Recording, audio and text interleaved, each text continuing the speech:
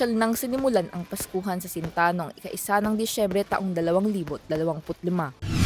Sinimulan ang pagdiriwang sa pamamagitan ng panunuluyan na kung saan muling nagtanghal ang mga estudyante ng Laboratory High School.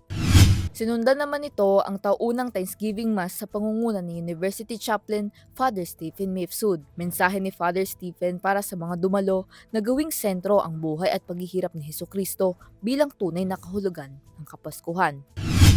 Kaya ngayong gabi, kasabay ng ating pag-ilaw ng piren, sabay-sabay din nating sindihan ang ilaw sa pag-ilawa, respeto, at pagsasama-sama sa ating sintang tahanan. Muling nagliwanag sa University Avenue ng Santa Mesa Campus matapos isagawa ang taunang tradisyon na Lighting of the Belen. Pinaniniwala ang nagsisilbing simbolo ng pagpapakumbaba, pag-ibig at pakikipagkaisa ang Belen at ang kapanganakan ni Kristo.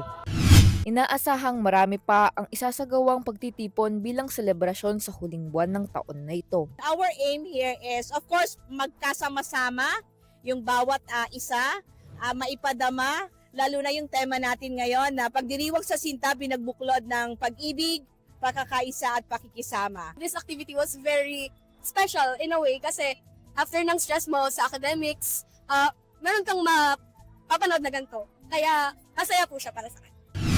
Pinaalala ni University President Dr. Manuel M. Muhi na ang diwa ng Pasko ay mas ramdam sa tulong ng pakikipagkapwa-tao at bayanihan. Bilang isang komunidad, tayo ay taus-pusong nagpapasalamat sa lahat ng mga biyayang ating tinamasa, ng ating mga pagharap sa mga challenges natin sa buong taon. At sana ay sa susunod na taon, sa year 2026 ay marami pa tayong mga biyayang makamit at lahat ng mga challenges nating harapin ay ating madali natin itong matutugunan.